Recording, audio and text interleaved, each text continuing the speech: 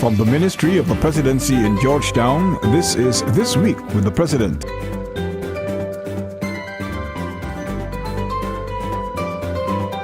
Welcome to another edition of This Week with the President, a weekly news magazine that provides you with an in-depth look at the policies, programs, and work of Guyana's President.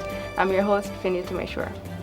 In the news this week, Guyana celebrates its 46th Republic anniversary with patriotic display.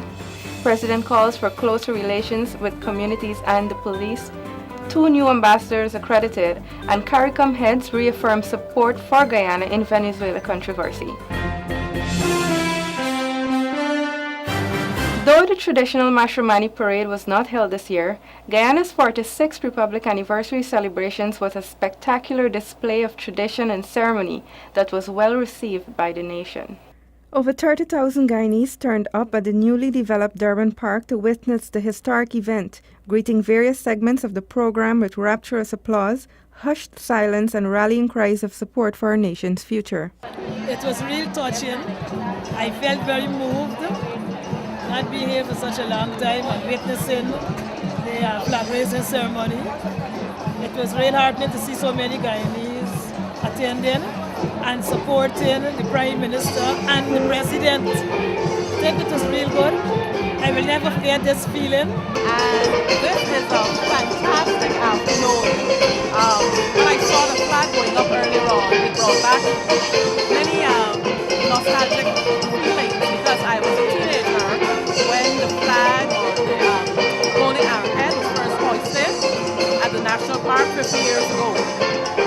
So it brought those feelings back, and it was really fabulous to see all the people who have come out to support this national effort. I'm impressed. What I'm seeing, things are moving in the right direction. I'm very impressed with the park here today. That's one. 2, anybody coming back now, it's very nostalgic to see the transformation that's taking place. You know, everyone seems to be involved in what's happening, you know, and I hope the good work continues. Wow, this is one of the largest crowds I have seen for quite a long time. And it's very fascinating. Flag, I tell you, the first time I see a flag as big as this. The hoisting of the 65 by 35 feet golden arrowhead on a 180 feet flagpole was indeed the showstopper of the program. Several persons stared in wonder or became intense and emotional at times as the flag billowed in the breeze as it ascended the flagpole. And as usual, citizens were most impressed by the parade of the disciplined forces clad in their formal uniform. President David Granger, in his Republic Day message, reiterated his call for national unity as Guyana observed this milestone. We must, at the national level, eradicate the suspicion that promotes tensions and strife. We must dispel prejudice and hatred among individuals and groups. We must move forward as a united nation, constantly reaffirming our national motto, one people, one nation, one destiny. Also on February 23rd, 12 groups from across the country were honored with national awards for outstanding service in the areas of culture, education, social work, and the arts. President Granger, who is the Chancellor of the Orders of Guyana, said that a better day could not have been chosen to confer the awards, since it is on this date, 46 years ago, that the termination of the imperial system provided the opportunity for the initiation of a national system, and national awards serve as a supreme symbol of that statehood. It is fitting, therefore, that this day, the anniversary of our republic, should be selected as a day on which the state honors citizens and groups of distinction.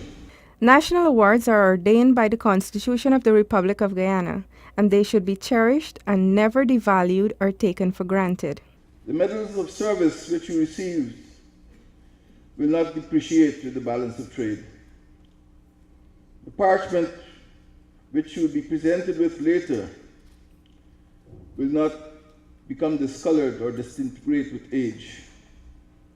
The claim of this congregation is not to be discredited. National awards constitute an important institution of the state. It is my personal obligation as Chancellor of the Orders of Guyana to discharge my duty toward deserving citizens and to pay respect to those to whom respect is due.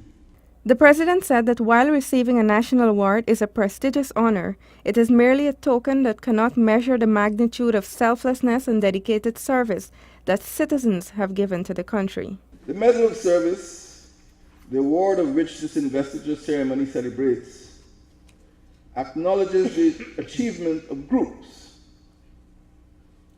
Specifically, we wanted to honor the collectives, the cooperatives, and the communities. Individuals will be honored on another occasion.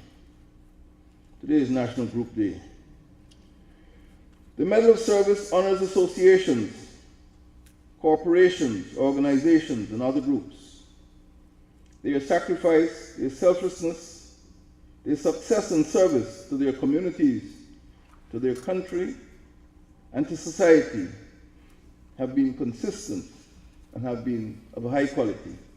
The groups which received awards were the African Cultural and Development Association, the Central Assembly Church of God, the E.R. Burroughs School of Art, the Guyana Islamic Trust, the Guyana Veterans Legion, the Makushi Research Institute, Ming's Products and Services Limited, the National Dance Company of Guyana, the Roadside Baptist Church Skills Training Center, Inc., the Rose Hall Tongue Youth and Sports Club, South Central People's Development Association, and the Theatre Guild of Guyana.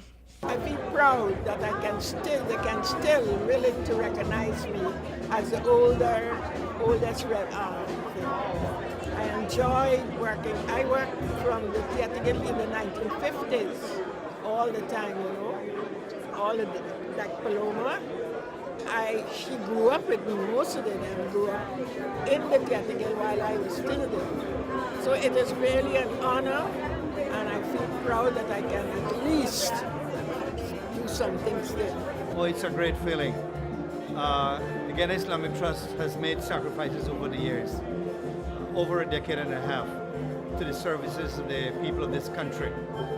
And we have done work in the field of education, social development, social relief, and more so in education, because we have schools, a few schools, one in Georgetown in East Street, that is the Isa Islamic School. On one or two occasions we have topped the country in NGSA. And so, you know, we feel very proud this morning that we are honored with this Medal of Service, and we will cherish it. And it gives us an impetus to go forward and to make sure, you know, that we do more for the people of this country. It's really rewarding and satisfying that we are able to help so many tens of thousands of people all over the country.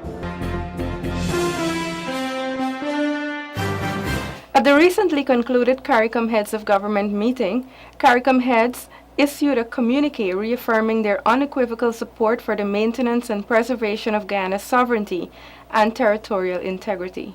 Like Guyana, sister CARICOM countries also firmly believe that the signing of the Geneva Agreement of 1966 between the parties, which was intended to provide a solution to the controversy arising from Venezuela's contention that the 1899 arbitral award is null and void, definitively settled the land boundary between Guyana and Venezuela. The heads also expressed their full support for the role of the United Nations Secretary General and his efforts in keeping with the provisions of the Geneva Agreement to bring the controversy to a definitive conclusion. Partnerships between the Guyana Police Force and community policing groups are important in the fight against crime and curbing antisocial behaviors. President David Granger, Commander of the Armed Forces, made this appeal in his feature address at the opening ceremony of the annual Police Officers Conference held at the Officers' Mess, Eve Leary. The Constitution gives the police force the responsibility to safeguard the safety of the citizens. And the Disciplined Forces Commission, in recommendation number 48, states that community policing must be brought within the full ambit of the law, and it must not be allowed to remain lawless or an outlaw. The Commissioner of Police must bear responsibility under the law for community policing, which must support professional law enforcement. Support, not supplant. Mutual trust and respect between the police and the public can never be overemphasized. The Commander-in-Chief said that community policing establishes relationships and focus on problem solving. If community policing is inclusive, it can contribute measurably to human safety. The present incarnation of community policing could be traced back, I think, to 1976, and some may want to celebrate the 40th anniversary this year, when the old vigilante concept metamorphosed into crime prevention committees. But community policing is not a group. It is a process, it is a practice, it is a procedure that promotes problem-solving techniques and improves public safety by forging bonds of trust between the police and the public. The President has been touting communitarianism as a way of eradicating some of the social issues that plague rural communities, especially. He said that the good life is not attainable if human safety cannot be assured by the state. Community policing in most countries that I'm familiar with see the police as members of the community where they live and work. They are therefore more beat-duty policemen rather than station-bound functionaries. As a result, more community work gets done because the police are out there where people live. People don't live in the stations. The basic idea is that there should be bonds of mutual trust between the police and the public. The annual police conference is organized each year with the aim of identifying areas that need to be strengthened and to plan the agenda for the new year. Over the years, there have been many complaints of unprofessional police conduct, and the police commissioner said that he is in full support of the zero-tolerance stance taken by the new administration on this matter. Your Excellency, your 5-point strategy and Operation Dragnet has certainly positively impacted the crime and crime and traffic control. Criminal Investigation Department operations in the latter half of last year, coupled with our social crime prevention program in particular, have served to reduce fear of crime in Guyana. Additionally, the position your government has taken on unprofessional behavior in the public service and on corruption within the society have enhanced public confidence, thereby making our work more effective. As part of its annual plan this year, the force has committed to increasing its human resources, establishing a gender-based violence and sexual offenses unit, a serial crime investigation division, an anti-narcotics unit, deploying bicycle patrol units, enhancing the use of video analysis technology, and improving the 911 system. Education, employment, equality, enterprise, and empowerment are, according to the President, the composition of the formula of success. This formula is evidenced by countries like China and Singapore, which, despite their low natural resources to population ratio, have managed to realize economic growth of about 7 to 10% per annum. These countries have followed a model of investing in education and technology, much like Guyana is doing today. When I go throughout this country, what do I see? I see a big country without highways, without bridges, stellings falling down. Where will the engineers come to develop this country from? Where will the scientists come from? Where will the accountants and the attorneys come from? They come from the schools. But if our children can't get to the schools in the first place, we won't be able to develop this country. The 3Bs program is just one of the ways through which the government is working to create an enabling environment that will equip citizens across the 10 administrative regions to achieve this success. Children in East Berbice are the most recent beneficiaries of this program. President Granger on Thursday commissioned a 50-seater bus for this community, donated by businessman Mr. Peter Lewis. The children of Region Number 6 are now going to be able to access education easier. And this government will also ensure that education is of a high quality. Comrades, I am from a neighboring region, and I am proud that our president's vision is becoming a reality. I want to tell you that this is only the start. The bus is one of 2 that Mr. Lewis has contributed to the program, along with a speedboat for children in riverine communities. To date, 7 buses, 6 boats, and over 300 bicycles have been distributed across the country under the program. We will be able to create a more equal society. And once we have a more equal society, you will see how life will be better for all of us. We don't want to be unequal. We don't want to have upper and lower. We want everybody to have a break in life, a good, fair break in life, a good deal, a good opportunity. And we will be able to create a more equal society because we have a more equal education system. People have access. Teachers, parents, and even students themselves were very happy to receive the school bus that will transport them from school to home and back, free of cost. A few of them were eager to share this excitement. I feel glad that we're getting a bus to go to school because we won't have to worry about catching car late on the road to go to school. My name is Philma Nazela and I am attending the Kelowna Primary School.